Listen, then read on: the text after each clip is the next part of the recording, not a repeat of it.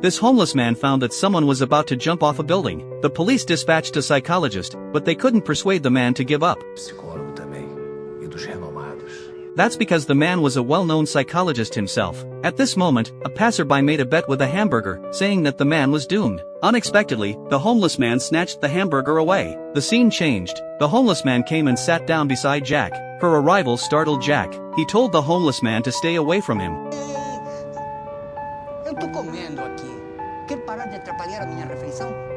This left Jack feeling confused, but what the homeless man did next was even more bizarre. He chased away the police officer by the window and told Jack to jump quickly and not waste time. Seeing that Jack was a bit hesitant, the homeless man actually started to teach Jack some psychology. He said that every person who commits suicide is actually a murderer. They not only kill themselves but also indirectly kill their wives and children. This just hit Jack's sore spot and made him anxious again. However, the homeless man lay down comfortably and said disdainfully, "Do you think everything will be over once you're dead? Where did you hear such a ridiculous idea?" Seeing Jack staring at him, he teased again, "You like my coat? I can lend it to you, but I won't lend it if you jump off. After all, it will get dirty." Jack was amused by this. The homeless man continued to persuade Jack, telling him not to let trivial problems trap him in negative emotions. Jack shouted angrily, "You have no idea what I've lost." This time, the homeless man didn't back down. He retorted, "Then do you know what I've lost?" This left Jack speechless. How could he have lost more than a homeless man? Seeing that Jack's emotions had stabilized, the homeless man slowly approached him and told him that people who attempt suicide don't really want to die. They just want to get rid of the pain in their hearts. After saying this, he told Jack to make his own decision. Jack glanced down at his feet, then spread his arms. The next second, he stepped back. After calming down, Jack was very curious about who the homeless man was. The homeless man didn't answer directly but claimed to be a dream seller. "For people like you who are trapped in pain and can't let go, I will sell you a glimmer of hope to keep your life going."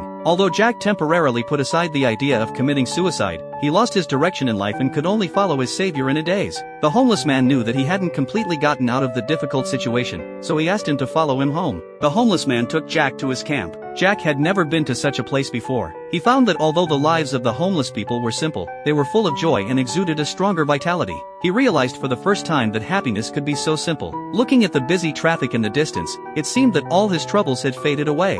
In this noisy environment, Jack surprisingly had a good sleep. The homeless man wanted to know what Jack's plans were for the new day. Jack just said softly, "I'm hungry." However, when they went out to look for food, Jack found that the story of what happened to him the day before was in the newspaper. His previously relaxed mood instantly plummeted, because no one would believe a psychologist who had attempted to jump off a building again. This meant that his career was over. The homeless man told him to relax, saying that except for matters of life and death, everything else was just a minor issue. Although the truth was simple, Jack still found it hard to accept. The homeless man, however, was very confident. He took Jack to a funeral. After the homeless man said just a few words, the sad funeral was filled with words of praise. Jack couldn't help but wonder, was this really just a homeless man? Due to copyright restrictions, friends who are interested can search and watch the video in the upper left corner.